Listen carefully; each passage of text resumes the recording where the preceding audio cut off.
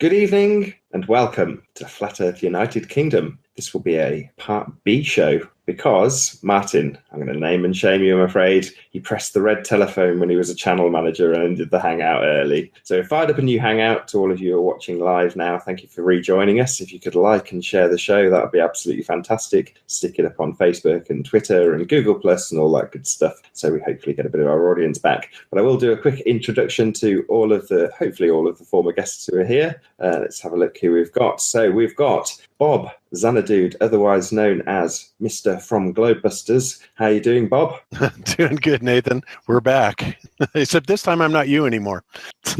this time there's no danger of it being hung up by you or anybody else. So yeah, we've also got Zoe, Be Here and Love. How you doing, Zoe? Hi, waking up now. Drinking coffee, 2:00. It's given us all a bit of an opportunity to get a cup of coffee and for me to reshare the show, which was just wonderful. Good. Who else we got? We've got Amir. How you doing, Amir? I'm good, thanks, Nathan. How are you? Oh, I know how you are. Oh, you're all right. Been there, done that. And we've got Spectacles. How you doing, Spec? I'm doing well, thank you. Thanks for having me. It's a pleasure. Hopefully we're going to get into some deep and dark stories with yourself as the show progresses. And Patricia Steer, very salty there. Hello. Hello. I was just sharing this Take Two show on Twitter and Facebook. Thank you very much. And David Weiss, otherwise known as Deep Inside the Rabbit Hole. How are you doing? I'm doing all right, Nathan. Glad to be here. Congratulations. 101 or 100? I'm going to call this 101. Oh yeah. Might as well. 0.5. Yeah. 0.2. That's what it is. And Cathexis, last but not least. How you doing, buddy? Doing great, man. Thanks for having me on today. Awesome. Well, normal service can now resume. We started off as Martin left. I'm going to shame him a couple more times when he pressed the red telephone as a channel manager. So yeah, when he left, we had David Weiss just join us. And it was bizarre because he's been, what's the word? Not AWOL, but not around so much, busy. And then he joins and immediately the Hangout ends. It's conspiracy in itself. It happens. Conspiracy. Well, the earth is a ball and I wanted to end this nonsense. And look at Bob pushing that fake map. We're such sophists. We're just sophists, guys.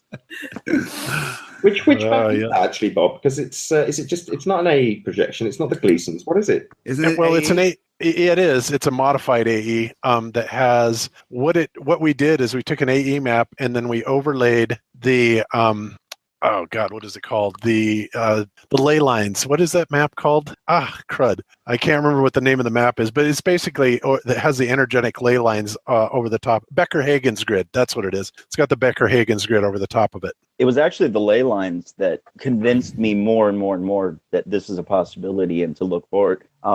It was Rob Skiba actually pointed this out. One of his early videos. He's like, this is what the ley lines look like on a globe. This is what it looks like on top of the flat Earth. And that, to me, I mean, you see it. It's sacred geometry. Absolutely, it's a flower beautiful. of life. Yeah, and the same with Ptolemaic system. When you look at the geocentric system, it makes these beautiful, sacred geometry. That to me was like, okay, there's enough here that I can look into this way more. Yeah, it is interesting. And when you understand the kind of the story behind the ley lines and, the role energetically that they play, it's amazing. And like I said, when Cammie and I overlaid the Becker-Hagen's grid onto the flat Earth map, lo and behold, it looks just like a flower of life pattern, which I found fascinating because that's one of the primary, sacred geometric symbols. And it goes a whole lot better on a flat Earth map than it does on a ball Earth map. That's for sure. It visually makes more sense. Yep. So, all right. So I'm just sitting here looking at some of the comments on the show. Definitely, I would have to say on the last Globebuster show, this I don't know if this is one of our least popular because of the thumbs down or what, or if it was just so controversial that people couldn't handle it. But I'm not used to seeing stuff like that. It's pretty crazy. there's a lot of people that are open to, realize that we don't live on a spinning ball, but they haven't explored the antigen side of plant medicines, and they're still brainwashed about big pharma and what's legal and what's illegal. And they just I watched a lot of the comments, and people are just like, drugs are bad. I've had enough of this, and they left. But then there was other people that are saying best show ever. Right. A lot of people think that drugs, let's call it that for sake of an argument, are the gateway to demons. And so I saw comments pertaining to that as well. So yeah. And I knew that was going to happen to some degree, talking about ayahuasca, because, you see that whenever that seems to come up on a show, a lot of people are really against it, and drugs, and you're promoting something that you shouldn't be. And this has nothing to do with flat earth. And of course, typically on Globebusters, I like to keep it, fairly technical and related to flat earth. But I honestly felt that this had a lot to do with understanding our reality, whether it's flat globe or otherwise. And the whole ayahuasca, even though it played a lot more of a part in it than I would have liked it to, but then I guess I should have expected that with Chris and Cherie on, right? Mm-hmm. Because I was kind of trying to keep it more to the technical side of what the scientists have discovered about the holographic reality, and it kind of took on a life of its own. And not that I didn't like that, but sometimes you just gotta go with where the show takes you, and it was definitely departed from where I had intended it to go. But I don't regret it, nevertheless. It is what it is. I mean, these substances are extremely powerful in changing people's perception of reality. I mean, I did a lot of LSD when I was much younger, about 15 years ago, and it just completely altered the way I looked at the world in a very positive way. It helped shake the brainwashing in one way. The way we get brainwashed as we're getting older, you do this, and it gives you a totally different view. Actually, I was talking to Psychedelic Christian the other day, Tim, and he said flat Earth is a psychedelic that's not a non-drug psychedelic. Like, as soon as you start exploring the idea, it does a similar thing. It alters your reality in a way that you can't come back from. You can't unsee this stuff. So I think that the conversation needed to be had.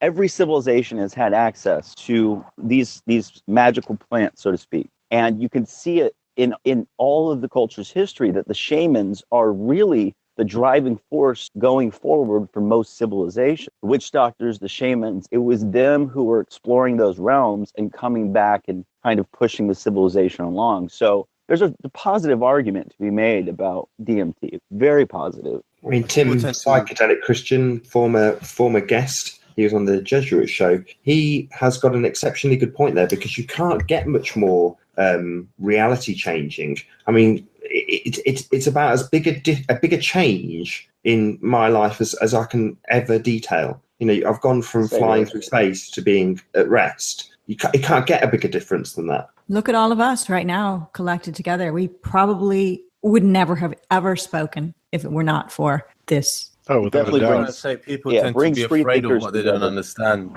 Sorry. Yeah. Didn't mean to cut you off there. Yeah, I missed what you said. Amir, say that again, please. I was just saying that people tend to be afraid of things they don't understand, and so when you talk about them, the natural sort of reaction is to dismiss it in the most negative way. So it's normal, that kind of reaction. So, but it doesn't mean we have to be afraid of speaking about things that make other people afraid. So, because it's the only way we're going to figure out what's going on, and we can't do that by ignoring it because people get offended. I agree, especially when it comes to people that are very, I guess, dogmatically religious, to some degree. And I'm not knocking religious people at all. I totally respect, their belief in the Bible and God, and of course I believe in God as well. But it just seems to me that a lot of these people will close down to ideas like this, mostly because they're interpreting that the Bible is warning them against it and telling them that it's some sort of dark energy. And it can only be dark if you use it as such. I mean, if that is your intention with it, by simply trying to understand, I don't see anything dark in that. And I also don't see anything wrong with that, in trying to understand what is the occult, what is it that they're trying to hide or are hiding actively, and is it applicable to the real world, as we're perceiving it, and my life in it, and can it benefit me? And I don't think there's anything wrong with asking those questions. And I'm surprised sometimes, at the reaction that some people give, when they come back and talk about how blasphemous even talking about stuff like that is. It puzzles me. And like I said, I totally respect anybody's right to believe whatever they want. But I think that it's a bit hypocritical to come back and basically blast other people for wanting to explore stuff like that. And that's my biggest problem, I guess, with people like that. So yeah, you said the information. Sorry to interrupt. It's with intent. Your intent is not nefarious, and that's all that really matters. I find that people. Go on, Spec. I find that people get uncomfortable when they base a lot of their belief systems and thought processes on the external. And people that base their thought processes and belief systems on the internal are more open and less likely to be uncomfortable because they're more confident. Yeah, I mean, it really comes down to the reality filter in which you're using. I've been studying these occulted ideas, and trust me, they're hidden for a reason by these elites, because this was considered the ancient spiritual technologies that existed. And like you said, it's about intention. If you're intending to understand the best you can about what they're using against us, you have to be able to defend yourself against that. And these spiritual technologies exist. If you use them accordingly and appropriately for the right reasons, it's just up to the individual. So these symbols, all of the things that we see, Illuminati confirmed, like the eye in the pyramid, that's just the eye of Providence. It's not the eye of Lucifer.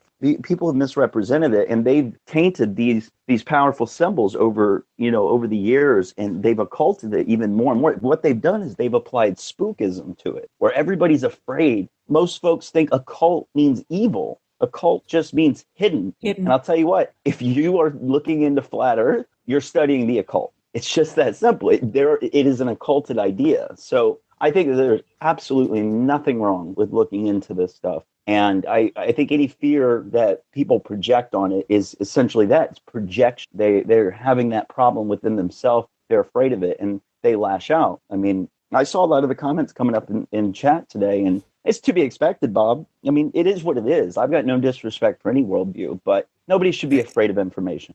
Let me chime in. People think that the pharmaceutical, the people that are asleep think that the pharmaceutical industry, those are good drugs. Those are drugs.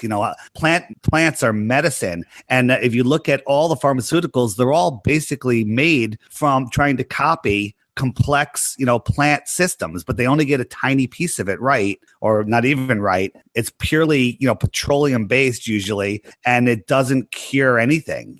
Those are horrible. I've discovered, in the last few years, the power of essential oils and other plant medicines, and the strongest drug, or the only drug that I'll occasionally take, is an Advil, and that's just because I'm lazy and life is pushing me, and I need an Advil or whatever. But most of the time, I take an essential oil or something else, and I'm completely fine. Yeah, absolutely. And I totally get that too. And you're right, David, that the pharmaceutical companies, the drugs that we've been brainwashed into believing are good are probably the most toxic, unhealthy thing that we could ever put in our bodies. I had to kind of laugh at Jaron the other night because he and Missa apparently don't watch a lot of TV. And so after he got his sister's Comcast login, I guess one of the first ads they saw was for, some medical product. And they were talking about the side effects, being, diarrhea, hives, possible heart arrhythmia, on and on and on and on and on. And he was just absolutely amazed and laughing at it. And I've been laughing at stuff like that for, forever, because, it's like you look at what it's supposed to cure. Well, do you have joint pain? Try one of these. But side effects could possibly be everything, including death, right? The best one is Abilify. Watch that commercial. It's unbelievable, the side effects. But side effects aren't side effects. They're really direct effects. And an example of that is my mother, who's 90, pushing 92. She has glaucoma. And so she has these eye drops that lower her eye pressure, but when she takes them, it completely changes her personality. And I'm looking into it, and I found out that it's a very strong psychoactive what's the mood changers? What are those called? Psychotropic drug. Yeah, it's a psychotropic. It's a SRI that has a side effect of lowering your eye pressure. So the pharmaceutical companies liquefy it, put it in a bottle, and say this is for lowering eye pressure, and they ignore all of the other effects. All of the other effects are now side effects of this. It's utter nonsense. Once you realize that, it's unbelievable. People think that the FDA is that the drug people are here to protect us, and they're not. They're here to kill us and suck our money out on the way. Yeah, isn't that the most bizarre thing, that it's food and drugs? Yeah, Food and Drug Administration. Exactly. But the funny part about it is that, I'm sorry, Patricia, I'll let you go into this. No. But the funny part about it, and this is the part that Jaron didn't see, if you watch, much, especially during the day, you'll see these advertisements come on for certain drugs that have all these horrific side effects. And then the very next commercial, I swear to God, the very next commercial is from some law firm that said, did you take Vioxx or did you take this? You may be entitled to substantial compensation, for your injuries. And it's like, this goes on all day long. And I'm just like, you would think that people would figure it out, by these commercials alone that are coming on, and everybody's prosecuting and suing because of all the damage. But the pharmaceutical industry, they don't care, because, if it costs them a couple $100 million in settlements, so what? What's that compared to a few billion in profits? And then they put a fast food commercial after that commercial. So right. It's very confusing. You mentioned the psychotropic drug, David, that your mother's taking for glaucoma. I do know of one called Lumigen, and I know this name just because I've always had an interest in beauty, style, and makeup. They sell this now for women because a side effect of this drug, Lumigen, is eyelash and eyebrow growth for people who have very short eyelashes. So women who just want to have pretty eyelashes are taking an actual drug that's made for glaucoma and putting it on their eyelashes, which goes in their eyes because the mucous membrane there. And it's just crazy how that's considered to be an okay thing to do. And if it's got psychoactive properties, wow, we've got a lot of women out there, who are crazy. These drugs, most of them, they were looking for another drug and it had a side effect. That's where Viagra came from. I think they were looking for something for a heart. Don't quote me on that. And they're just making it up as they go. It's complete nonsense. I was looking at the chat. Sorry, silence. It's all right. Yeah, it always is that. I believe the glaucoma drug accidentally is a eyelash growth drug, but it's also something else at the same time. So, you got to give it to them because they're repackaging these things and making triple the money off of one drug, but they're creating all sorts of problems for people that they won't even understand is attributed to the drug. Let's say, I'm just making this up, the Lumigen glaucoma / eyelash growth medicine creates something we don't know yet because it's not been used for many, many, many years. And all of a sudden someone gets brain cancer. Are they going to be able to say, oh, it was caused by that? Probably not. They'll just think, oh, people get brain cancer. Yeah, the problem is the dogma of mechanistic medicine. A thank you to Amir, who's got to shoot off. So Insanity is Sanity is the channel name. You need to all subscribe, of course, to Amir. Thank you very much for coming on, Amir. It's been a real pleasure having you. Thanks for having me, Nathan. Happy 100th birthday. Amir, talk soon, buddy. We need to talk. Yeah, man, I'll be waiting. All right. Be waiting for your call. All right. All right, Nathan, Patricia, everyone. Bye. Have a good night. All right. See you, Amir. Bye, Bob. Bob, check that link I sent you. It's very interesting. I think send it to everyone. I'm on it. Yep, I got it. Got it pulled up. Excellent. Have a good night. All right. Good night. Can you tell us what it is, Bob? Just so that's not left hanging in the show with no one knowing what it is about. Let me pull it up here. It is Lucia number 3 hypnagogic light machine. Sit or lay under the light, close your eyes, and the journey begins. So apparently, I guess this is inducing some sort of psychoactive response. I haven't read it, but this is just what I'm looking at topically.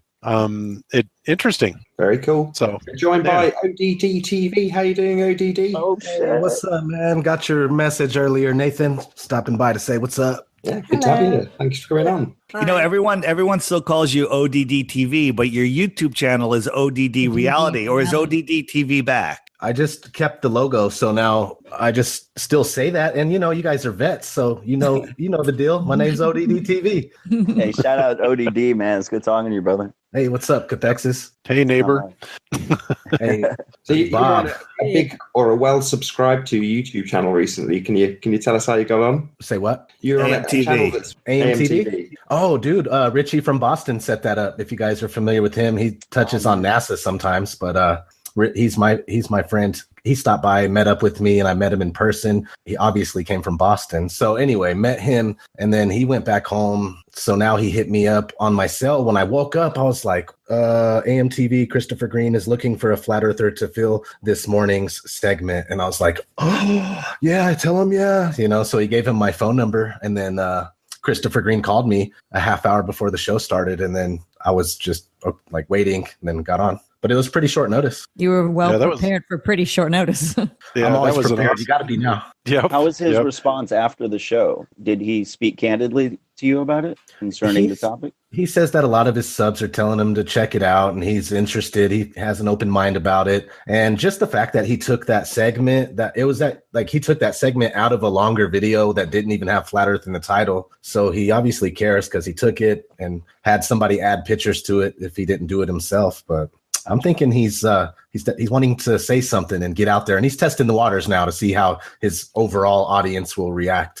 For anyone that hadn't seen it, Chris has the bug. He sees the light. He doesn't fully understand it yet, but there is no turning back. He will be a flat earther, in my opinion, just my humble opinion, in a short period of time if he takes the time to look. And from what he was saying, I think he's looking. I hope you send him some good links. You can't unsee what you've seen in this whole thing.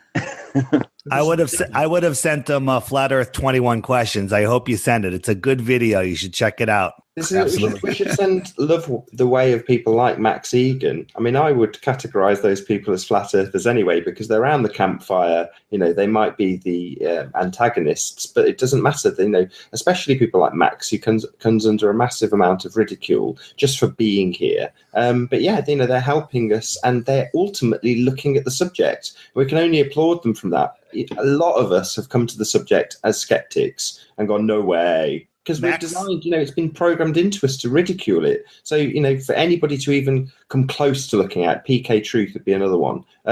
He's here, but he doesn't want to be. That's fair enough. Most of us have been there. It's all right. You know, PK's doing what he's doing, and it's important to get these other messages out. You know, if someone, you know, knows and they don't want to talk about it, I'm fine with that. You know, but if somebody is bad-mouthing it from a point of, you know, ignorance and lies, they're going to hear from people. And unfortunately, you know, they'll hear from all different types of people that might not make the situation better. Max Egan talked about it on his show, just his last podcast at the end. And basically his message was, he goes, you know what? I don't know what the earth is. He goes, but it doesn't matter. These other things matter. And that's his view. I don't agree with it, but you know, at least he wasn't slamming it. Mm-hmm. So like John B. Wells. Yeah. John, man, this guy won't look at anything. Oh my God. I can't believe how vulgar and vile he is to you, David. Yeah. My last email was my I'm done. That was the best email I thought. Let me give you a bit of backstory. So yeah, John, go ahead. David in a back and forth for months now about the shape of the earth and looking at it, and you're ultimately just trying to get him to look at it. It's not like you're pushing anything on him. It's just please look at it, and you get verbal abuse and my God. Basically, he had started bad mouthing it, you know, a year ago or whatever, and every day he was bad mouthing it. And I was I had I have a cell phone number. I've been on a show, and I called him up and I said, listen, I said, you're making some mistakes. You're speaking from a point of uninformed, you know. Let me sit down with you. Let's, you know, offline. Let me show you, and then you can do whatever you want. You can stay quiet. You can speak about it, but at least you won't be making these terrible mistakes. And he said, okay, but then he wouldn't do it. And then he just kept, you know, emailing back and forth, you know, over weeks and weeks and weeks. You know, well, you know, I saw the curve from an airplane. I'm like, no, you didn't. You know, and I have to show him, you know, well, you know, daytime, nighttime, all of the basic questions. And we wasted 6 months, you know, of emailing. And he just won't look, and he slams it, you know, weekly now. I'm sure ODD, weren't you somehow involved with John B. Wells? Didn't he look at one of your videos? Was that you? I'm sure it was you. No, that was Howard Stern the other day played ODD's video. Yes, it was. Sorry, my mistake. ODD, Howard Stern. I mean, hey, Damn. I couldn't believe it because I grew up watching that movie Private Parts, and I always liked it, and I'm like, so to hear them, I heard Robin's voice laughing about flat Earth. It just made, I was like, this is cool. At least they're talking about it, So I want to just stick up for Howard Stern for a second. I think Howard Stern is the biggest distraction on the planet, keeping people from looking at the truth. But I was a fan for years. Love the humor. It's funny. He's doing what he's doing, but I don't think he is a knowing shill in any way, shape, or form. Flat Earth came up and they just reacted like we all reacted when we first heard it. Come on. Ridicule, wasn't it? It was just straight. It was just straight, just like, I've seen the curve, how could it be dark? So just the basic things. And then they dropped it because they think it's ridiculous. That's fine. That's the first seed. It gets in the public consciousness of that. Yeah. And now I'm sure people like Stephen Chess, hopefully, hello, Stephen, will be making calls into the Howard Stern show and politely, and maybe with a little bit of humor, sticking in some seeds of wisdom. I think that Flat Earth Asshole, who is a big Howard Stern fan, is making a funny response video to that. And we'll see what happens. Howard has 10 to 20 million listeners a day. I think that would be a huge jump. I say we should hold him to the Edge of the Earth show. There was something involving Flat Earth Asshole. I'm sure there was something where he defended, sort of on your behalf, ODD. Somebody took apart one of your, I think it was Flat Earth in 5 minutes, and then Flat Earth Asshole defended that on your behalf. Is that not right? Morgile. I think he did the little kid, Cosmic Skeptic. He looks like Malcolm in the Middle. Is that what you're talking about? Could be. Maybe I'm getting confused. So many videos, so many people. There is so much stuff. I watched a Morgile video where he defended my stuff. Flat Earth Asshole recently went against a guy, Voice of Reason, who he's taken my stuff and tried to take it apart before, but that's not the particular video, I don't think. Yeah, I like the Cool Hard Logic one that Flat Earth Asshole did. That was awesome. That was great. Nathan didn't like it. Nathan, throwing you under the bus. Nah, not saying anything, absconding to this conversation. That was the best one, man. That was great. It's funny because I was just telling Jaron and John last week that, a lot of people keep requesting that we debunk the testing flat-tards video that Cool Hard Logic did. And I told them I want to do it. And they're like, okay, cool. And then like the very next day, Jake came out with his rendition of it, which was obviously is a lot more humorous than what I had planned. But I just thought it was incredible that he did it. That opening that he did where he imitated him in the first 3-4 minutes of it, it took me like a minute to realize it wasn't even him. I thought it was hilarious the way he did that. Yeah. David Weiss has got to take some credit for that, because I know from emails I've had from you, and I have no doubt that you've sent some to Jake as well, because you push people into some of these battles, don't you, David? Well, John is just going out there slamming it and mocking it every day, and he's personally mocking me. Every time he does there's incontrovertible proof, he's imitating me. And I was literally trying to help the guy not destroy his reputation, because when you go out there and slam it, unfortunately there's some adamant flat earth supporters that are going to be just go after you. And I was trying to save him from that, but he refuses. So now I don't mind poking the bear once in a while. What about John B. Wells' son? Are there any cracks? He's blind to his father, unfortunately. Eventually, he'll learn, or he'll learn the Earth is not what he's been told. Yeah. Everyone will. Yeah, if he doesn't die without talking flat Earth music. So got some music related info for us. Flat Earth music. Who are you talking? Yeah, talking to me. They wanted me to sing a song. I'm talking to ODD, of course. Well, I saw something on last week's show where ODD and Amber Plaster were kind of talking about doing a duet. Did I read that right? That was my idea to start. Amber said she loves the idea, but ODD doesn't like her, and he's not going to do it. I saw her on Facebook and said, "What's up? We should do something." But Jaron ultimately told me that he's already in contact with her, and I want to get me and Jaron are working on a track. Yeah, nice. ODD, are you going to do anything live at the FEIC International, conference coming up in November? I'm totally game to do so, because, live show. Live song. That'd be cool. Yeah. I could at least do the two that are totally flat earthed out, do those ones. That would be good. I wouldn't mind. That'd be great. Yeah, I know that Robbie is working on a way to possibly provide the musicians in the group a venue, because I know that the hotel does not, in the conference rooms, they don't allow music. So Robbie, he's looking at other possibilities, and that's about all I can say about it, because that's all I know is that, I think a lot of people would love to hear like Amber Plaster, perform her songs, and ODD do some of his stuff too. And there's a lot of other people in the community too. What about a local, club, a bar or something where everybody can go and have a huge hangout there and get the bar to let us have a karaoke mic or whatever it is, whatever we need. Yeah, it'd probably be their biggest take at be the till. Huge for a bar. It'd be huge. Yeah. Probably should sell that. Yep.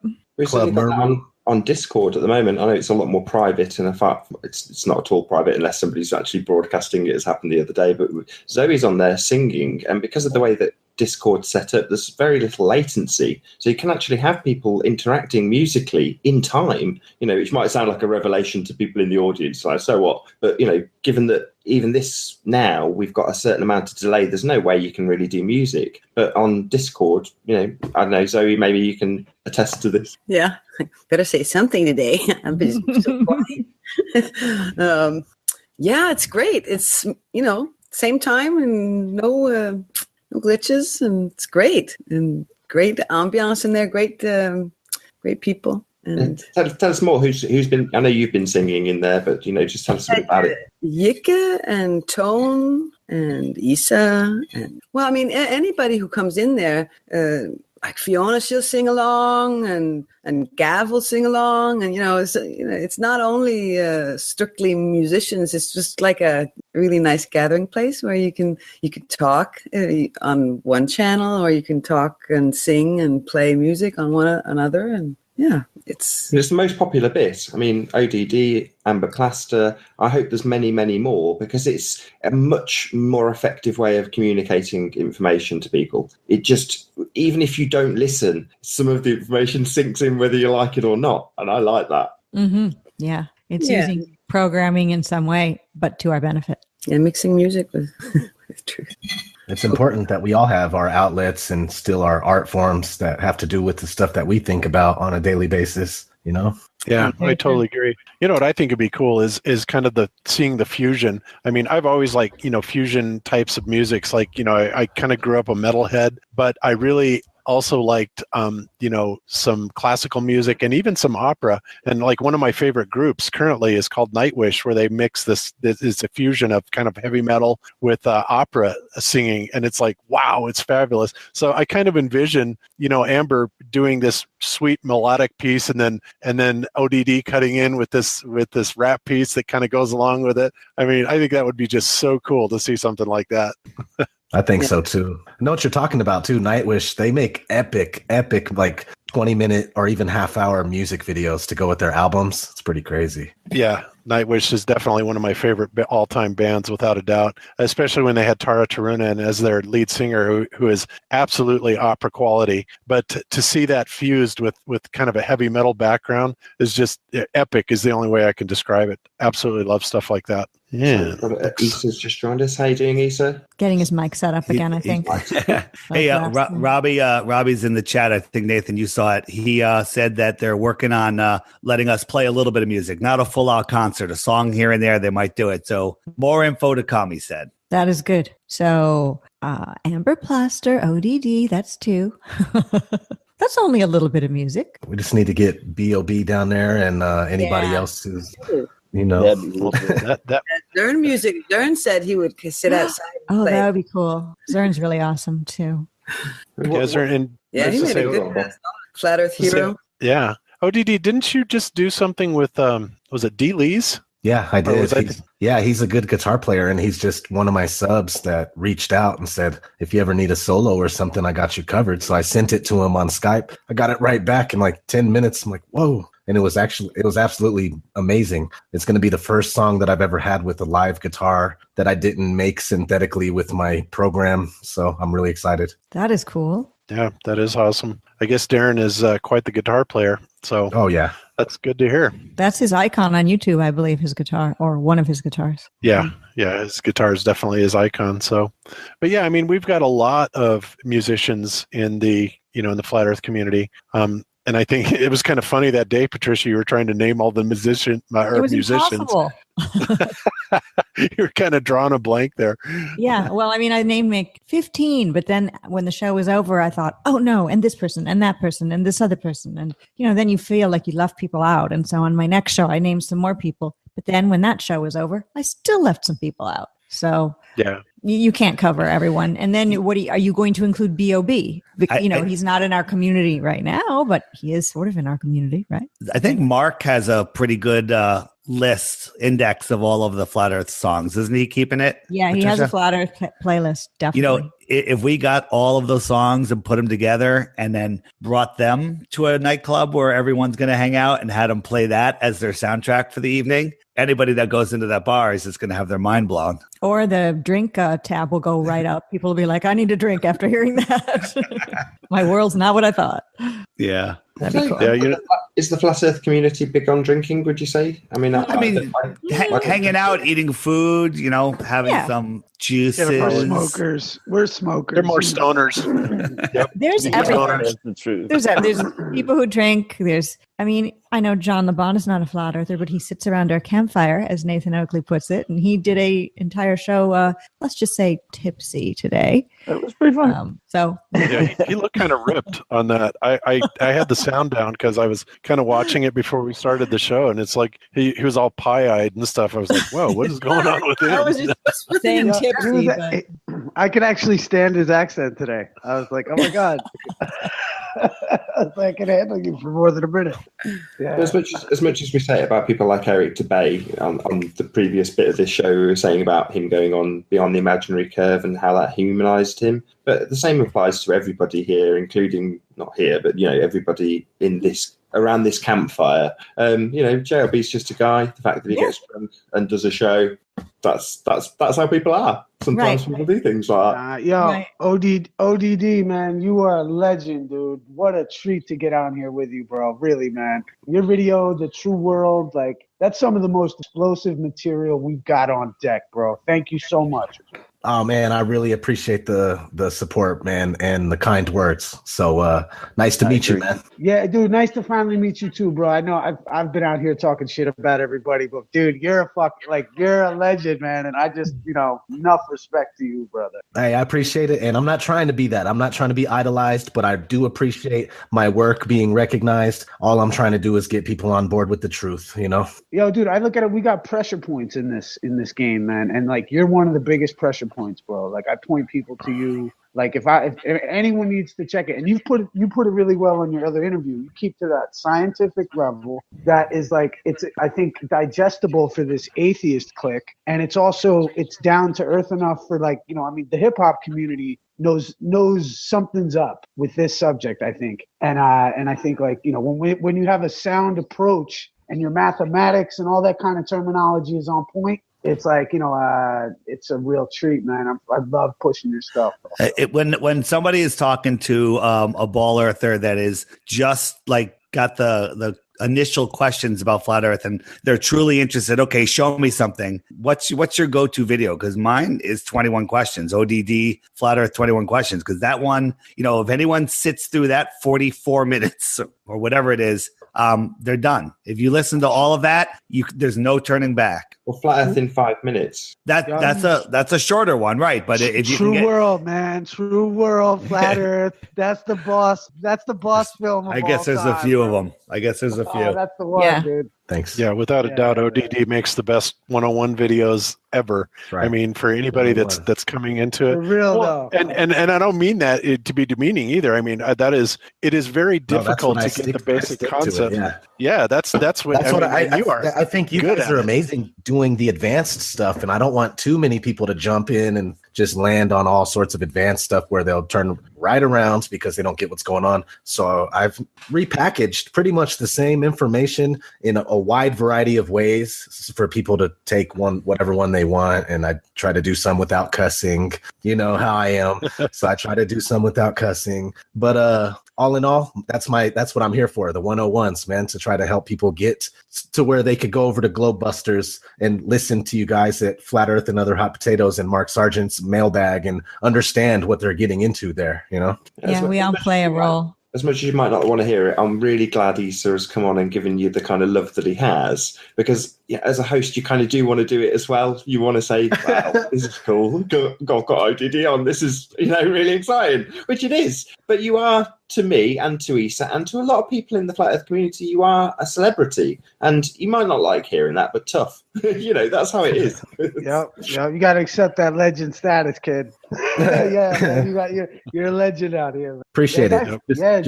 Just a normal dude here with you guys, man. And I've decided, this is why I'm cool with Patricia and Mark, because I jumped the gun and I used to believe everything Eric Dubay said. Because he taught me the earth was flat the best, I was like, okay, this guy, I'm going to listen and pretty much take his word.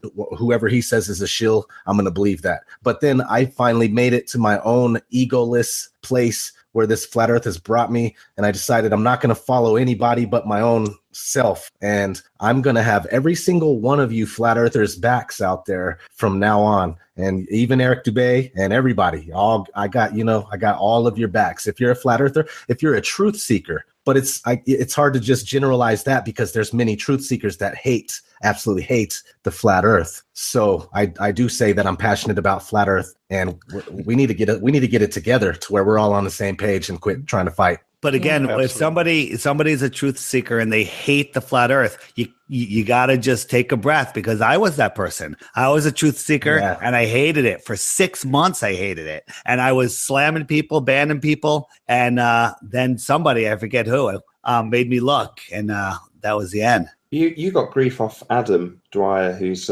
he's almost become the thing that he hates, because he's gone chasing after people who were trolling flat earthers, trying to get the flat earth truth out, according to his story. And one of the people he says he did that to and just got banned, which enraged him, was you. So he says, I was telling David Weiss about flat earth and he ignored me, and that enraged him. And we've kind of said it earlier when we're talking about people being around the flat earth campfire, your Gems Pandas, your Charles Flat Earth Maths. These people aren't here to be ridiculed. Like Eric Dubay, they're just people. They're not extraordinary. Now, that's not to say that they haven't or may have had some sort of affiliation or some sort of contact with somebody nefarious at some stage. But geez, they're still just people. That applies to all of us. So as much as we're giving ODD massive amounts of praise, he's still just a guy. That's not to be disrespectful in any way to him, but in the same way, we're all having this journey of self-discovery, and we can't really demean anybody who is paranoid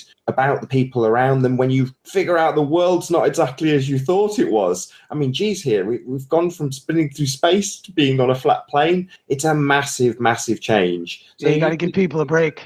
You kind of got to give them a break. You know what I mean? It's like they're going through a lot out here. I mean, like, if you're looking into any of this stuff, I mean, this is why I think of it, like, as I've said, like, anyone that is new to the truth-seeking community, flat earth sounds utterly preposterous. But once you get deep in it and once you realize all roads lead to flat earth, essentially, because it's like the biggest buster opener of the whole thing. But I don't think a lot of people are ready for it. Did anyone hear Amir's interview with Dennis McKenna? No. Yes, I'm halfway through. Yeah, I did. Yeah, so at the end, by the way, I didn't write that question in. Amir put that in because he wanted to ask Dennis about flat earth. But Dennis was the greatest response ever. He's like, what? I thought that was settled. And he's like, well, no, there's some evidence out there. And he's like, can you send me something? I want to see it. He was totally open, nice. And he was sending him some stuff. And I don't know what he sent him. I hope he sent him some good stuff. But Amir was like playing it down. But the guy just kept asking more questions, and he was excited to look into it.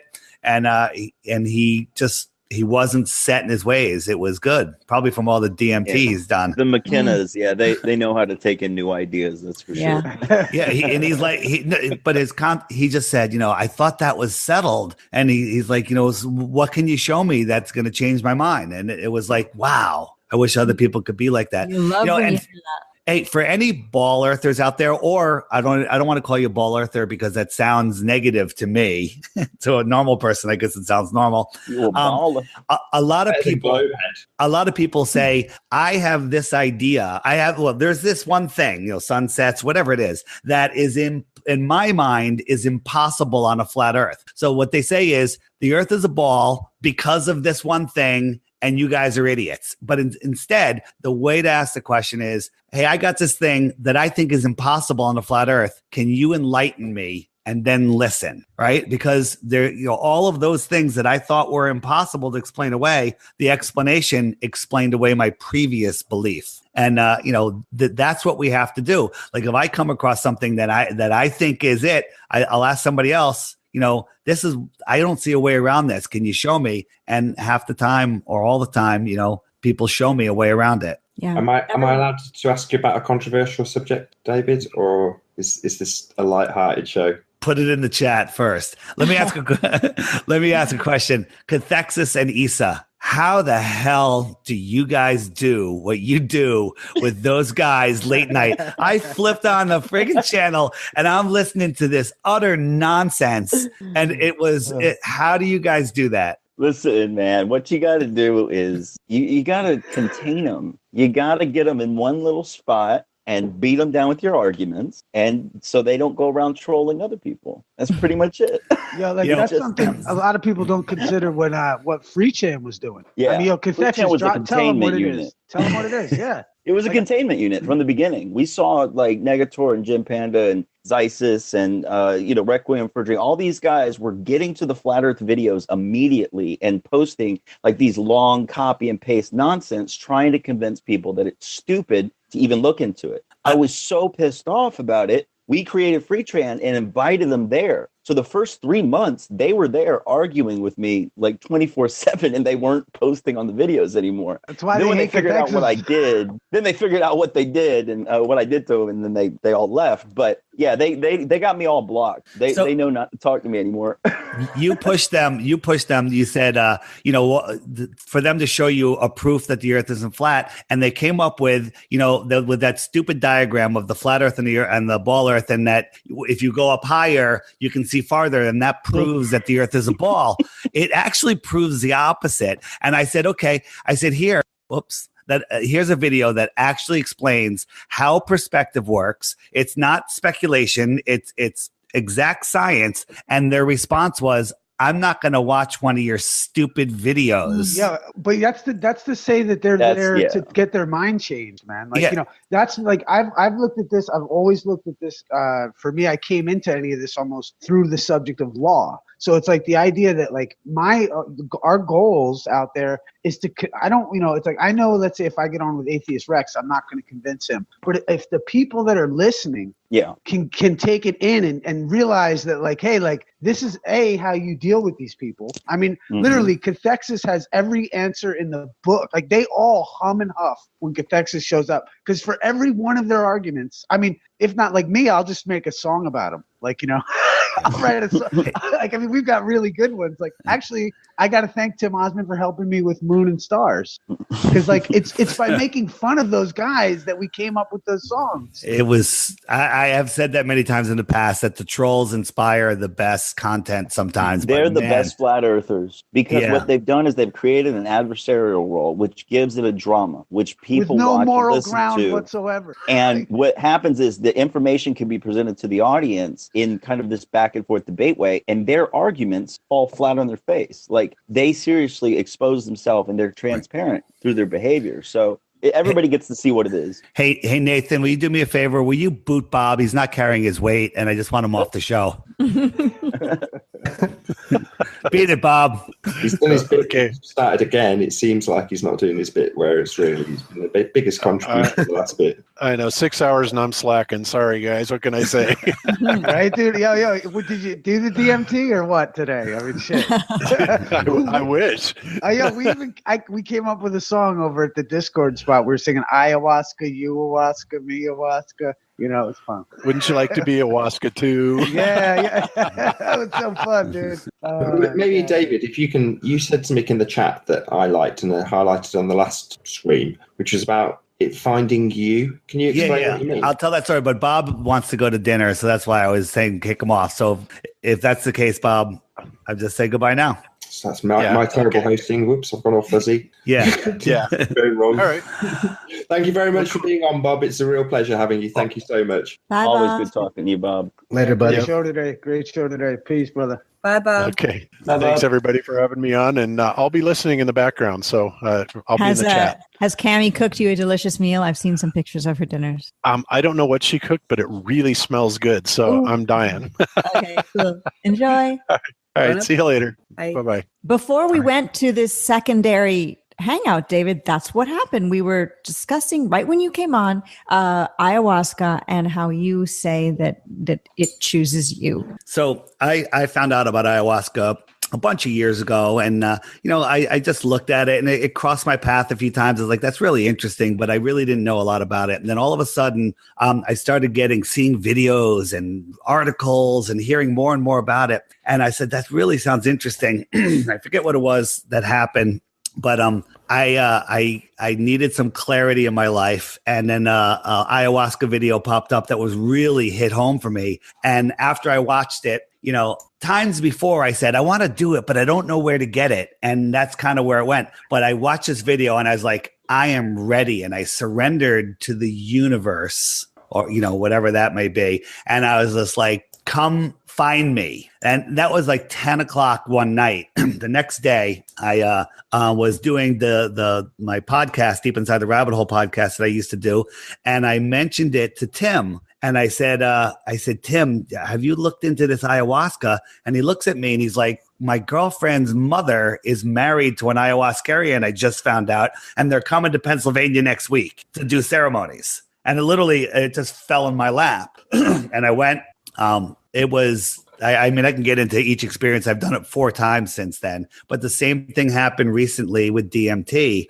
I had the same feeling. I said, all right, come find me. And literally the next day, less than 12 hours later, somebody dropped some in my lap without asking, with everything I needed to do it. And just in my lap. That's it, for free. Wow. Yeah. So when you did this, because I know there's several preparations, several ways, and several different types. I mean, was this the combination of the root with your first ceremony? Was it a combination of the MAOI inhibitor and whatnot? Right. It was the ayahuasca tea, the brew. But I don't recommend that anybody does ayahuasca without guidance of a well-trained shaman. DMT, 10 minutes, you're into the astral plane and you're back like you never did it before. And the only difference vaporize it. Yeah. The only difference is you had this experience that you now have to process. And that's a completely different experience. But it was the whole tea. And I didn't, the first 3 times I didn't have any purge. I was petrified of that. I'm like, oh my God, it's just the worst. But you prepare for it. I juice fasted for 5 days going into it. 1 or twice I did that.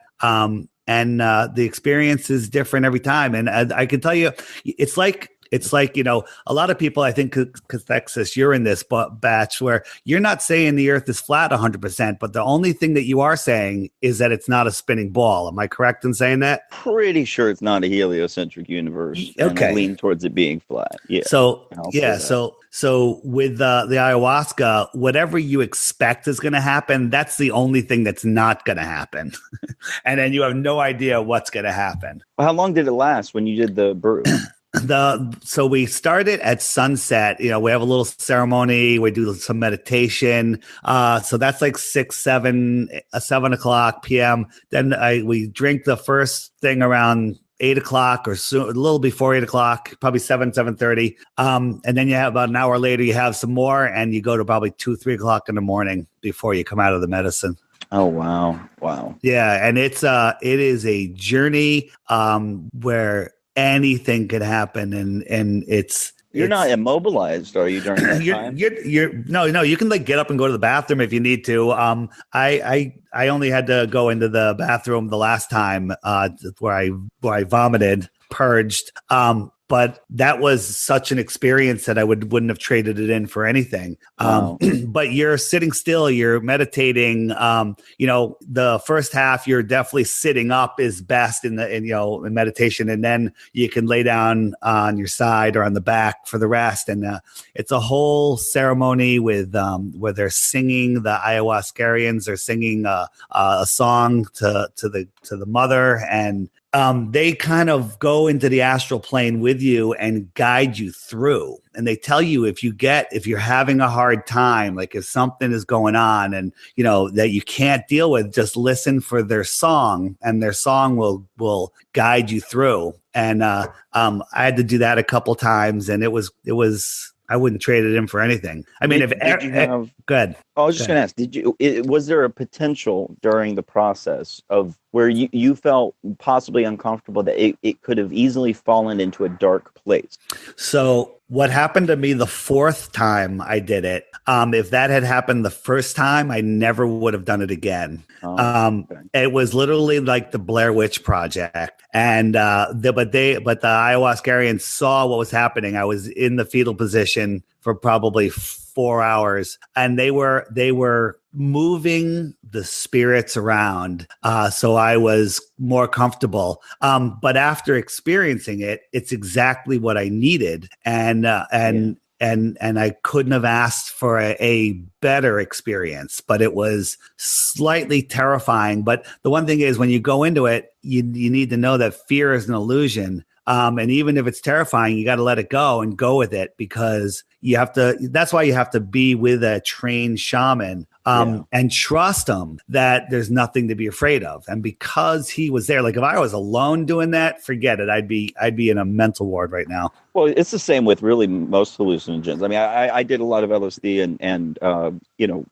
psilocybin when I was much younger. And with you're by yourself on LSD, it's a potential of falling into one of those dark places usually, because you're dealing with ego fracturing, ego death, these type of like inner introspection situations. But honestly, LSD and mushrooms are nothing compared to DMT. I've been, looking into it for years. And like I've been saying for 3 years now, DMT will find me. I don't seek it out. I just don't. So when you said that in chat today, I lit up. I'm like, oh my God, I can't believe David's the same thing that I've been saying for years. Well, that's when you know it's right. I mean, if you seek it out from a bad source and go against the flow of energy, you're not going to have a good experience, in my opinion. I agree. It finds you. There's no such thing as a coincidence. Your thoughts create your reality. Your words affect your DNA. And that's a whole nother topic about the languages that we have. But all of that, that's why today's Globebusters was amazing, because they're talking about this simulation hypothesis, where we do have this power to create our reality. Just with the words and thoughts that we have, if they're pure, things manifest immediately sometimes. Yeah, there's a quote that I've followed for the past couple of years. It says, watch your thoughts because they become words. Watch your words, they become actions. Watch your actions, it becomes character. Watch your character, it becomes destiny. And you can literally, if you're keen enough to it, you can follow everything back to a thought if you know how. Everything was a thought, Yeah. There's nothing that's created that wasn't a thought first. Every house, every car, a tree, your garden, your planet, it's a thought first, ODD, you're making a song, you're thinking about it, you're gathering all the information, you're doing all the stuff. And then all of a sudden there it is, when it originally was just an idea. And now it's a physical thing. It's the same for everything. Robbie D, he had an idea, him and Brian, and now it's becoming a thing, and it's still being created by all of the thought that's going into it. thoughts create things. Good point. Choose your thoughts well. Did you all know that somebody in Germany has had a pretty good thought and put together a website? And this website's got so many great flat earth videos on it. The kind of videos you'd send to somebody if you needed a response because they're coming against you and saying, no, you're crazy. The earth is a ball and I can prove it. You can find all this stuff, and it's stoplookthink.com. Nathan, you should put this in the description box of this video. It's a really excellent site, and it's out of Germany. Who knew? Stoplookthink.com. So. Drop that in the info box, no problem. But yeah, I appreciate you sharing that information with us, David. I mean, it's very personal. So, you know what? I'm not ashamed of it. I literally, if everyone in the world did ayahuasca this weekend, we'd have no problems on Monday. I've been saying that for a long time. If every politician had to do a dozen ceremonies before they took office, there would be no corruption. Yeah, they wouldn't take office, probably. Yeah, that's true. I'm gonna warm David up for a bit more of a controversial subject. There's loads of things you've said there that I'd normally, if it was just you on the show, I wouldn't leave any of them hanging out there. But I'll pick one just to warm you up for the next topic. So you said fear is just an illusion, right? I mean, that's a pretty big statement to just leave hanging out there. So what do you mean? Fear. I think Roosevelt made the comment: nothing to fear except fear itself, and that is true. Fear is a low vibration. It's the opposite of love. And when you lower your vibration into fear, you lose all of your power. And when you're in fear, you ask other people to come save you. The government, I'm afraid, take my rights away and protect me. And what does fear do? Let's say, Nathan, that there is somebody trying to break in your house right now. You have two choices. You can react in fear, or you can react with a sound, rational mind, do the best thing, and fear does no good for anybody ever. If it gets your adrenaline going so you can run away from a lion, I don't call that fear. I call that get running away from the lion, because it's a smart thing to do. And if you didn't waste that energy in fear, you might even be able to run a little faster. Yeah, I mean, I kind of agree and kind of disagree, because part of what we talked about was subliminal messaging, and we've talked about the AE map being put in. And whenever you work on people in a subliminal way, especially with advertising, they use death and sex to work on that sort of primeval part of your brain. And especially when it comes to death, that's solely based on scaring you into the inevitable that you're going to die in order to sell you something. So it's a hard thing to process, but I kind of agree with what you're saying, because that's what they're utilizing, and that is an illusion. They're lying to us about death. I mean, people don't know what death is. Of course, we all want to live as long as possible, but they've limited our lives. One of the ways they've limited our lifespan is with our language. Our language is weaponized to kill us. The words that we speak, we don't know how to use this language. I'm going to use that as a segue, right? So that's going to be my segue, words and the language that we use. Because if we're talking language, we can also, read between the lines, talk in code, write messages on email that might mean something else. Was that a question? That was my ham-handed way. No, that was an invitation, David. That was an invitation. Wait a minute. Say it again. I got distracted. Say it again. That was a ham-handed way to get us into the subject of Pizzagate. All right. What about it? Well, of all the topics that, are sort of sideline topics to Flat Earth, I've had more communication with you personally over that subject over the course of 3 months? Is it less? So I've sent you a few videos, and the reason I sent you some videos is your original comments on Pizzagate, which I don't really use that term anymore. And I think that the stuff I sent you, you found very interesting. Would you agree? Yeah, I don't mind you saying it. I'm a total skeptic. And you. So Pizzagate is I wouldn't even call it the tip of the iceberg. I think they came up with that term to try to limit everyone's focus to this one pizzeria where they can manipulate the information that's coming out. But it's really satanic ritual, child abuse, to put it lightly. It's far worse than that is. And it's rampant throughout the world, and it's extremely rampant throughout the elite. In all countries, I think, Well, not just here. Why do people, this is something I've been using against these ballers, is the idea that, look, this notion of the metaphysical ball comes from a gay Greek cult that practiced, I think it's called pedestry, where they would take in, like Aristotle, all of these Greek philosophers that these guys point to as the founders of heliocentrism were most likely abused by their elders, their teachers. And then we find ourselves in this world that is still sticking to this metaphysical ball because of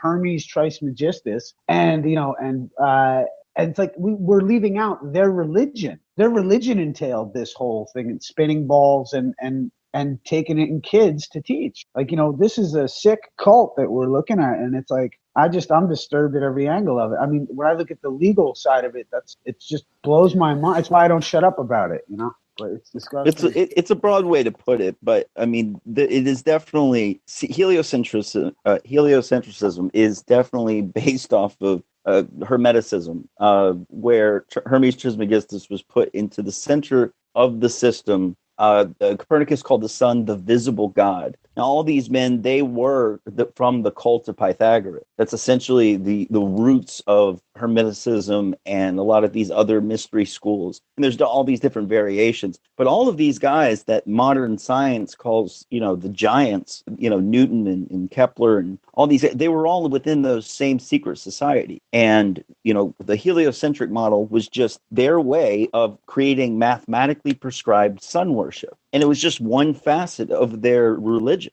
And that's what it is. It's a space religion. And they fought free thought at every turn. They fought free thought at every turn. They fought the ability of the gentleman who made something, Henry Harrison or something. He made the clock that allowed for us to decide longitude. And they actively fought against him. He had to go to the crown outside of the parameters of the competition because Newton and those guys wouldn't let his entry into the equation. And it is what we use today to figure out longitude. These gentlemen have fought the free thought of mankind, in an attempt to control it ever since. I think when we look at issues like this Pizzagate stuff, we got to remember, look, this metaphysical concept came from this gay cult from Greece. That's what it is. There's no getting around it. It's like, saying that, like I've been thrown in their face about plane trigonometry. It's like, that's how we figured out latitude, guys. Pardon me if I'm rambling. No, it's definitely a massive topic to look into the history of this, because these deceptions did not just begin 500 years ago. The ball was never instituted until 1543, essentially. It was thought about, it was postulated by, and they do take it back to Pythagoras and Eratosthenes. But these guys are myths in their own right. You go and do the research on them, you're going to find that it's just a pieced together story.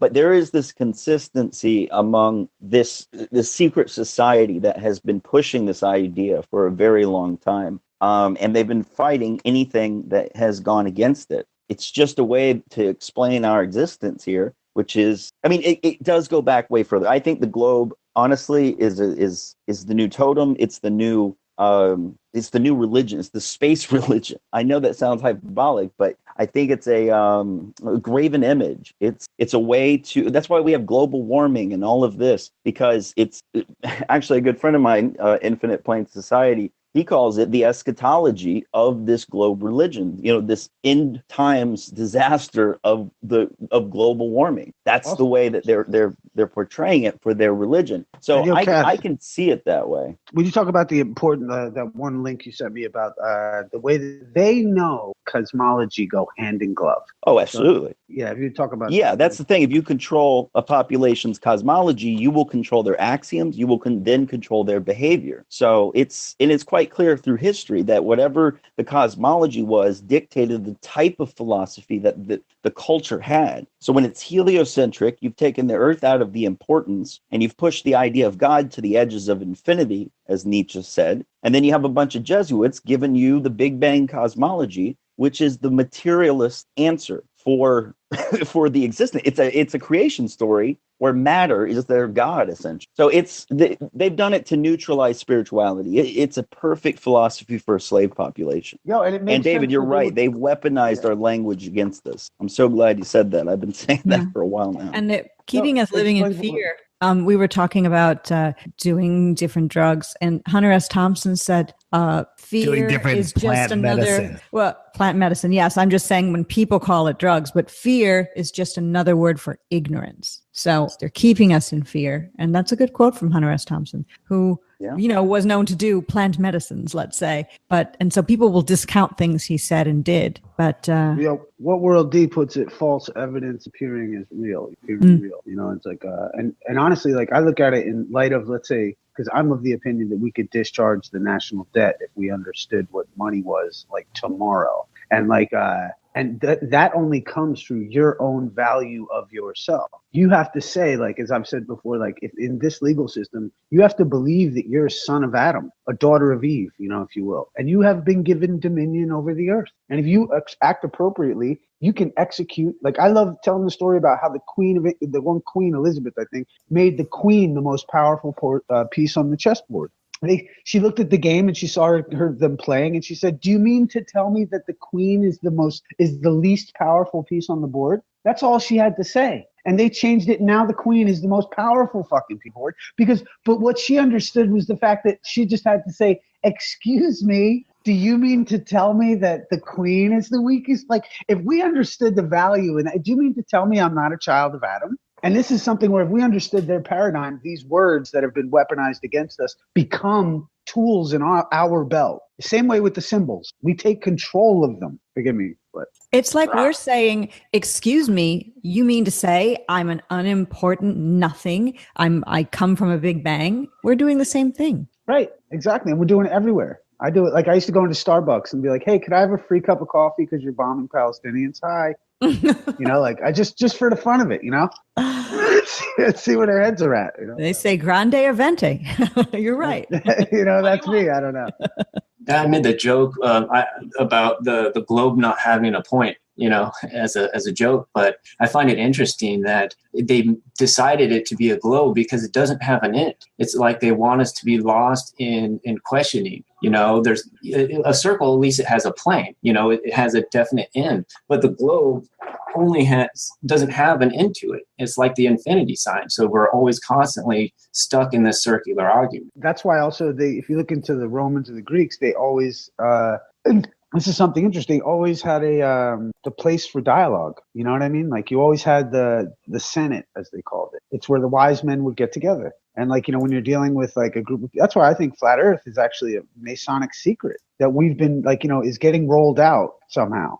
I don't know why they like it or, whatever it is, but I think it's one of their secrets. Yeah. But if it had a definite end to it, then we could just, package this up and put it on the top shelf and move on to, better things. Right. But that's where that's why I say, like, they tell you it's out of chaos, they get order. Out of that chaos of the conversation, they can come in and dominate it. Like Snacks pointed out with flat earth debates and stuff like that. Like, what they would do is dominate the conversation with hate. It's like, "Oh, you want freedom of speech? Okay, well, freedom of speech means that we're going to clamor in and destroy your opportunity to make a sound point and use freedom of speech to do it." But they've got to actually drum that up in the people in the first place. And for me, that's how you have subliminal programming for flat earth put into the media. Because if you don't have any flat earth, if it's totally unknown to people, you have the reaction we talked about earlier with Amir. And, wow, give me more information about that. That's fascinating. That's an unusual reaction. The general reaction is you've been pre-programmed to ridicule it. So you need to have it out there. You need to talk about it a little bit. That's why you have Neil deGrasse Tyson saying,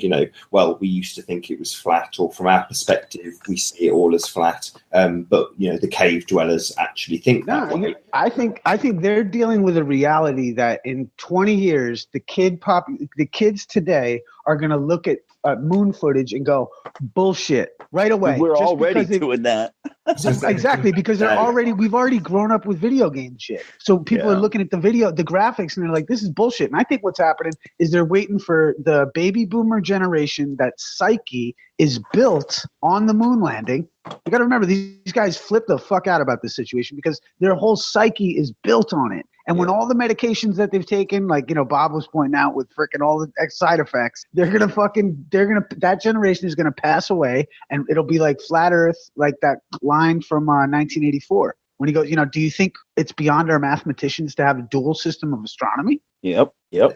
In terms of the general public perception of flat earth, it seems to be failing. That pre-programming of people to ridicule, there seems to be a bit more, people and this is what those guys like Tim are fighting. Yeah, that's what I've been saying now, especially since Kyrie Irving came out. This is getting it into the public conscious. A year ago, if I mentioned the words, I'd give somebody an aneurysm. But now it's like a little joke or a meme, or they kind of heard of it. And that's all it takes, though. The fact that listen, once you get that question rattling around in your head, doesn't matter how much cognitive dissonance you're going to have. Take a look at these trolls who have been here for 2 years fighting it. That's active cognitive dissonance. These guys can't handle it rattling around in their head. How can I find out if this is true? How can I prove it? And they can't prove it to themselves, hence why they're here still after 2 years. So it'll motivate somebody to go out and find out what the truth of the matter is. And the more you look into it, the more doubt in the globe you have, if you're honest with yourself. We've got 3 people on the panel. We've got ODD,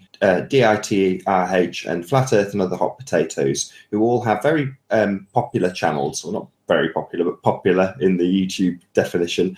You're getting comments all day long. I mean, maybe if we can start with you, ODD, have your comments changed? Are you getting more people coming to you going, wow, this is amazing information? I know you've done videos on like mean tweets, the horrible comments, but do you think there's any positive change happening? Oh, he said he'd be right back, so he may not even return the question. A question for ODD when he returns, maybe. Maybe if we can start with you, Patricia. I have noticed a change in comments. Now, my channel isn't the channel somebody's going to be coming to for finding out answers like DITRH or ODD. It's more of a community channel where people get to meet their fellow flat earthers and discussions similar to this kind of discussion, actually. But it's not the facts and the sort of thing that David and ODD do. But I have noticed change, and I've been doing it since 2015. And the change is there is less drink bleach, die, you're stupid, you're a moron trolling. Now,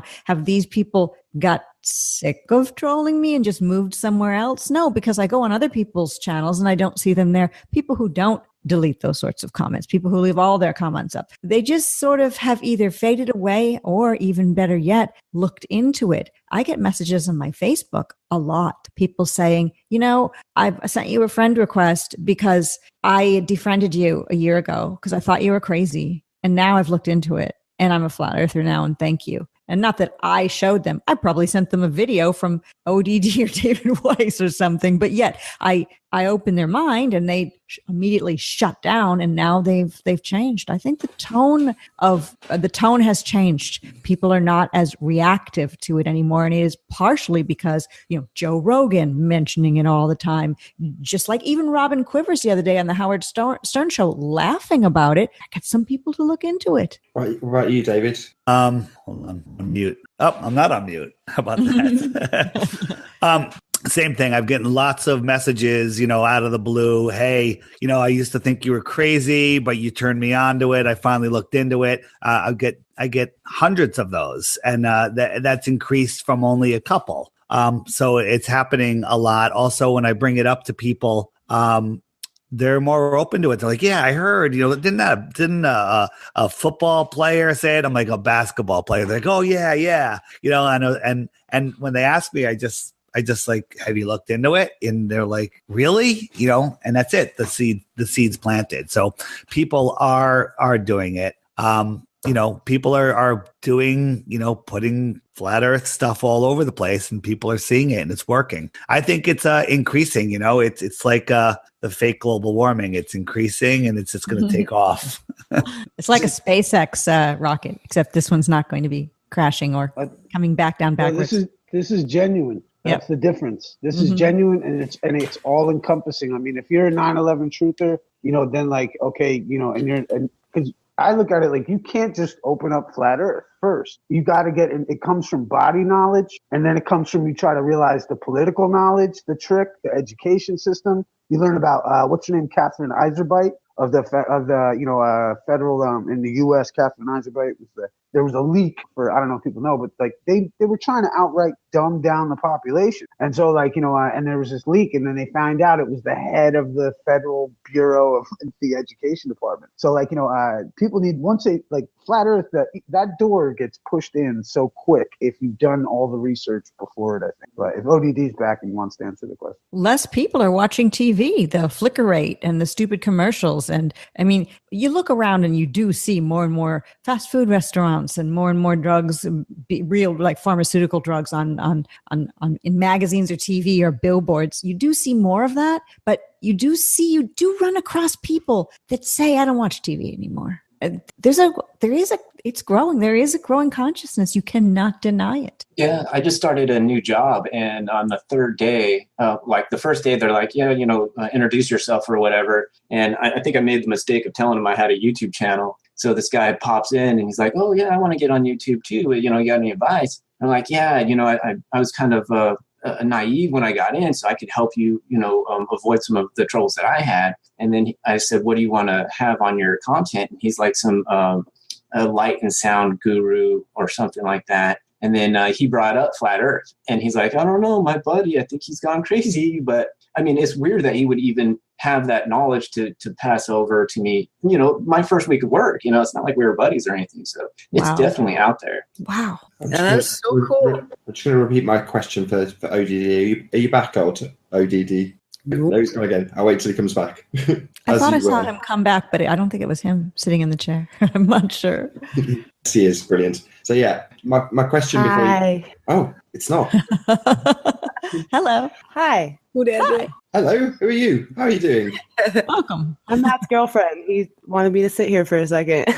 All right.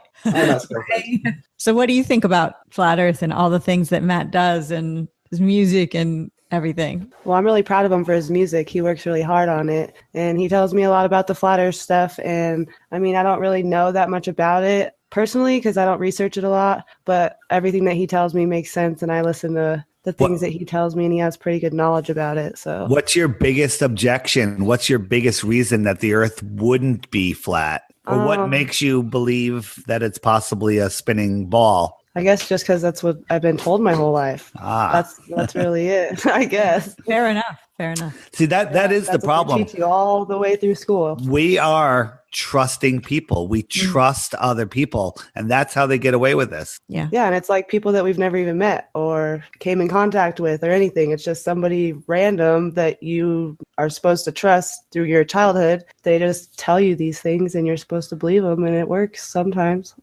Yeah. True. I mean, our parents, it's not really their fault either. They put us in these schools and with the intention for us to get a great education. They didn't know we were going to be lied to, and they didn't know they lied to us. They just did what their teachers taught them. So yeah, that's what's crazy. Yeah. That's what's crazy when you start learning about how they did us with this financial system. Like, it's crazy. It's just, they did us and they took it away, and our grandparents don't know. And and then you look at the fact that they had world wars, decimated the populations that would have known.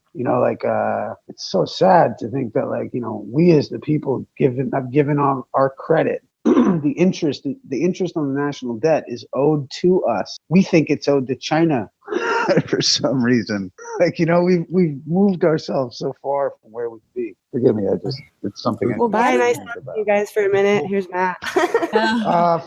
Forgive me, love. I didn't mean to cut you off either. The Flat Earth has brought many of us to these subjects. There's a lot of you talk about the national debt. Well, I bet there's 101 people out there that have come to Flat Earth and are now finding out about these subjects, as opposed to, just conspiracy theorists. There's a lot of regular folk who are listening to this. Welcome back, ODD. I've got a question. I'm gonna repeat to you. So I've had the answer from Patricia and Dave Weiss already, and it was mainly aimed at you because you did videos on like mean tweets, the horrible comments. But would you say that you've seen a positive change in maybe recent months or even recent weeks in the amount of comments you get because you've got a bigger channel? Yes.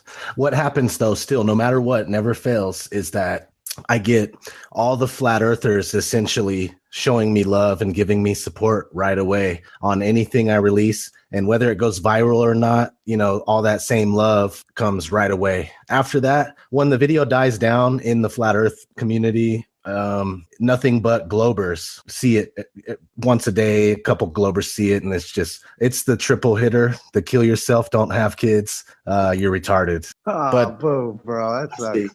let me say, to answer your question, yes. What I see is it's growing in how much initial love I get each time. So that's how Flat Earth works, though. If you release a killer video, all the Flat Earthers are going to swarm over to support you, right away. And then after that, you get nothing but Globers from time to time. And every once in a while, maybe a convert. So. Yeah, I mean, this is very important to sort of, Jaren in the initial stages put it like this, which is share my videos. If you want to share it and say, look at this idiot, then fine. Whereas I think we've progressed beyond that now. And it's just a case that people are coming to the subject, and we should show each other that love and share each other's videos, make sure that we get good information out to people. And you and Dave Weiss especially are putting out raw information. I mean, I've said it 2 or 3 times on this broadcast alone about Flat Earth in 5 minutes. But it's, people do have a short attention span, and to give them the basic bread and butter of what we're talking about here, where the deception lies, is really, really useful. I mean, I share that video a lot. I know a lot of other people do too. And that's what it's all about. If you come across a video that you think has got good information in it, don't be afraid to share it. It's not just about leaving a comment or just watching.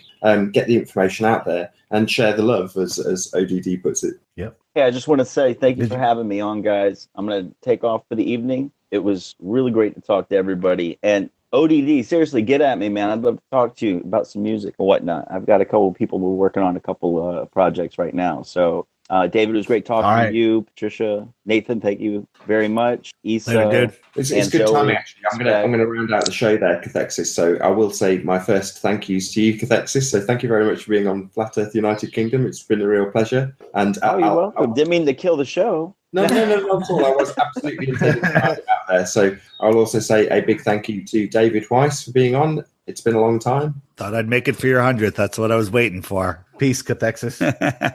all for that 100. So, and Issa, you've just popped up there. Thank you very much for being on. It's been a pleasure. Yeah, thank you, brother, and happy 100th. I'm proud to be have a show, I think, in your mix somewhere. So I really love what you're doing, and shout out to everybody on the panel. ODT, much respect, bro. And thank you. Yeah, bro. And thank you, man. Patricia, respect. Zoe, you looking beautiful too over there. And Nathan, you're the shit. Keep it up. It's good to have you on, Issa. What am I, chopped liver? Hold on. Yeah, I was gonna say. I Come on, looked over. tell me I look beautiful. I was just trying to support our conspiracy. Everyone thinks we're working together. I'll see you at the wakeboarding contest, David. Yeah. All right, dude. Kiteboarding. Oh yeah, is that what it is? Cool. We'll make it warmer weather. The wetsuits weren't fun last time. Everybody squint. Look at David. It's good to have you on. You bringing up subjects that I'm telling people about being led to because of coming to Flat Earth, and you're right in there talking about them. So, it's really good to have you on. I'm really grateful. So, yeah, thank you for being on. And ODD, for me, the star of the show, my friend, it really, really is an honor to have you on. An unexpected surprise. So, thank you very much also. You got it, man. Patricia, as always, thank you very much for being here. Thanks for asking me. Spec, my last guest, really not, or was it Gav? I forget. So thanks also for being on. It's been a pleasure too. Thank you. It's an honor really to be associated with you folks. So thank you. And last but not least, Zoe, be here and love. How are you doing? You've not said a great deal, but it's been an absolute pleasure. But I've had great fun. But yeah, I've been pretty quiet. I've enjoyed it. Thank you for inviting me. It's been a real pleasure. Congratulations.